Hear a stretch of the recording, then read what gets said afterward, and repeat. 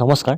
Assam police AB আৰু ইউবিৰ কাট off mark কিমান যাব সকলোৱে সুধি আছে আৰু মই আজি ইউবিৰ ক্ষেত্ৰত আজি ভিডিঅ'টো বনাইছোঁ।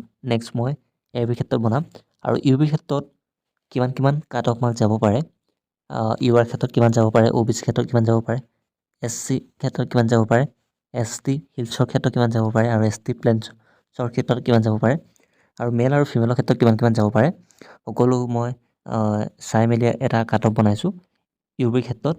আৰু এবিৰ ক্ষেত্ৰত মই নেক্সট ভিডিঅ'ত দি আছোঁ। গতিকে ইউবিৰ ক্ষেত্ৰত আমি চাম। আচলতে বহুতে ইউবি মানে কি নাজানে। প্ৰায় 2022 বৰ্ষৰ পৰা এবি ইউবি মানে কি সকলোৱে গম পোৱা হৈছে, যদিও বহুতে নাজানে। এতিয়া তেওঁলোকক কৈ দিওঁ, ইউবি মানে হৈছে লাল টুপি। তাত যিসকল পুলিচে থানাত থাকে, কনিষ্টবল যিসকল ইউবি, তেওঁলোকৰ যিটো কেপটো ৰঙা ৰঙৰ দেখিব, তেওঁলোককে ইউবি বুলি কোৱা হয়। অৰ্থাৎ তেওঁলোক আনআৰ্ম ব্ৰাঞ্চৰ হয়, তেওঁলোকৰ হাতত আৰ্মছ নাথাকে, গতিকে তেওঁলোকক আনআৰ্ম ব্ৰাঞ্চ বুলি কোৱা হয়। তেওঁলোকৰ ইউআৰত অৰ্থাৎ আৰ্ণ হিচাপত প্ৰতিখন ডিষ্ট্ৰিক্টৰ কথা কৈছোঁ। মই কোনোবা এখন ডিষ্ট্ৰিক্টক লৈ মই উল্লেখ কৰা নাই, মই প্ৰতিখন ডিষ্ট্ৰিক্টৰ কথা উল্লেখ কৰিছোঁ। ইউআৰ ক্ষেত্ৰত যাব 31 to 32। প্ৰতিখন ডিষ্ট্ৰিক্টতে মই লৱেষ্ট কাট অফ ধৰিছোঁ। হয়তো কিছুমানত 32 পৰা 34 যাব পাৰে কিন্তু 32 to 34 প্ৰতিখন ডিষ্ট্ৰিক্টতে 32 to 34 নাযায়। প্ৰায় 2-3খন ডিষ্ট্ৰিক্টতে 32 পৰা 34 মাৰ্কৰ ভিতৰত যাব ইউআৰত। বেছিভাগ ডিষ্ট্ৰিক্টতে 31 পৰা 32 ভিতৰতে যাব। আৰু ফিমেল ক্ষেত্ৰত যাব 24 পৰা 25 ভিতৰত। OBC ক্ষেত্ৰত OBC আৰু MOBC দুয়োটা ধৰিব পাৰে।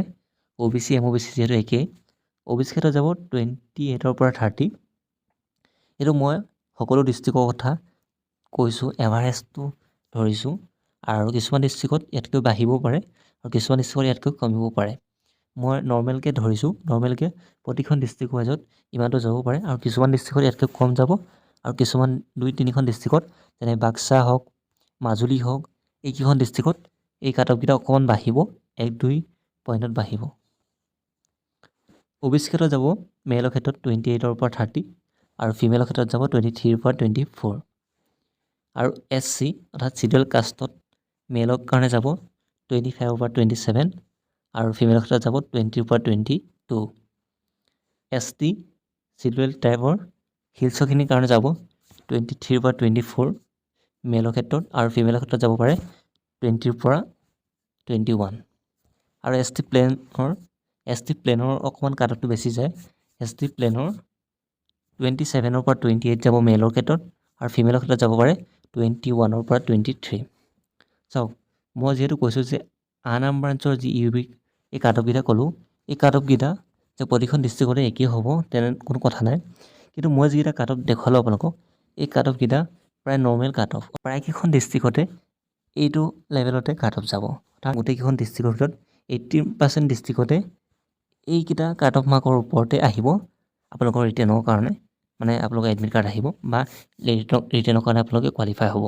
কিন্তু বাকী 20% আপোনালোকৰ ইয়াতকৈ কাট অফ বেছি যাব বা কম আহিব। কম যোৱা ক্ষেত্ৰত কিছুমান ডিষ্ট্ৰিক্টৰ কথা কৈছোঁ আৰু বেছি যোৱা কিছুমান ডিষ্ট্ৰিক্টৰ কথা ক'ম।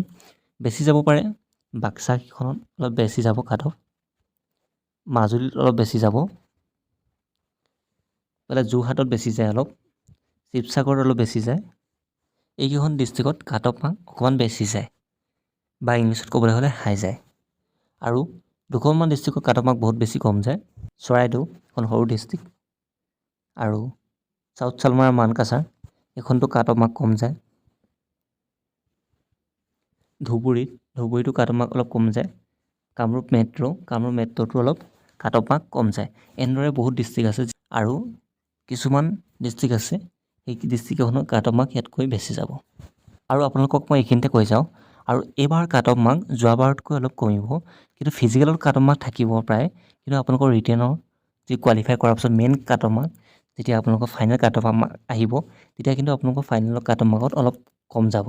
কিয়নো এইবাৰ যি বেছি সংখ্যকে CRPF, BSF এনেধৰণে SSCত নিযুক্তি লাভ কৰিলে, SSC নিযুক্তি লাভ কৰিলে আৰু বহুতে অগ্নিবীৰত লাভ কৰিছে নতুনকৈ। গতিকে বহুতে পুলিচলৈ ৰখি থকা নাই।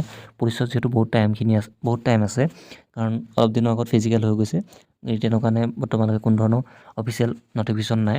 আৰু যিহেতু এতিয়া বৰ্তমান মেট্ৰিক পৰীক্ষা চলিব, হায়াৰ ছেকেণ্ডেৰী পৰীক্ষা চলিব, তাৰপিছতে আমাৰ পঞ্চায়ত নিৰ্বাচন আহি আছে, গতিকে অকণমান শ্ল' হ'ব নিৰ্বাচন প্ৰক্ৰিয়াটো। যদিও আমাৰ এপ্ৰিল মাহৰ আগত কিন্তু আমাৰ ৰিটেনো হৈ যাব। আৰু আপোনালোকে নাভাবিব যে ৰিটেনৰ কাৰণে আপোনালোকক 1 মাহ 1.5 মাহ আগতে আপোনালোকক কোনো ধৰণৰ নটিফিকেশ্যন দিব বা কিবা দিব। এক্সামৰ প্ৰায় 10 দিন বা 7 দিনৰ আগত আপোনালোকক নটিফিকেশ্যন জাৰি কৰি দিবলৈও আছে তেওঁলোকে। যিহেতু কালি পৰহি দেখিলে আপোনালোকে SI এক্সামত প্ৰায় এসপ্তাহ আগত নটিফিকেশ্যন জাৰি কৰিছে যে 5 জানুৱাৰীত এক্সাম হ'ব, আৰু তেনেদৰে তাৰ নেক্সট দুদিনৰ পাছতে তেওঁলোকৰ এডমিট কাৰ্ডসমূহ জাৰি কৰি দিলে। গতিকে এনেদৰে কোনো ধৰণৰ আপোনালোকক নজনোৱাকৈ বা কোনো ধৰণৰ ইনফৰ্মেশ্যন নোহোৱাকৈ এদিন মাৰি দিব যে আপোনালোকৰ ইমান তাৰিখৰ পৰা ৰিটেন টেষ্ট বা ইমান তাৰিখে আপোনালোকৰ ৰিটেন টেষ্ট অনুষ্ঠিত হ'ব, আৰু আপোনালোকে ইমান তাৰিখে আপোনালোকে এডমিট কাৰ্ডসমূহ ডাউনলোড কৰিব পাৰিব। বা আপোনালোকক কোনোবা এদিন পটককৈ আপোনালোকক মাৰি দিব আপোনালোকৰ যিখন কাট অফ মাৰ্কৰ লিষ্ট মাৰি দিব পাৰে। গতিকে আপোনালোকে সকলোৱে ৰেডি হৈ থাকক, কোৱালিফাই ভালকৈ কৰক, তাৰপিছত কাট অফ মাৰ্কটো অকণমান কম যাব বুলি সকলোৱে আশা কৰিছে, আৰু পষ্টো যিহেতু বেছি আছে অলপ, গতিকে সকলোৱে ভালকৈ প্ৰিপেৰেশ্যন কৰি থাকক।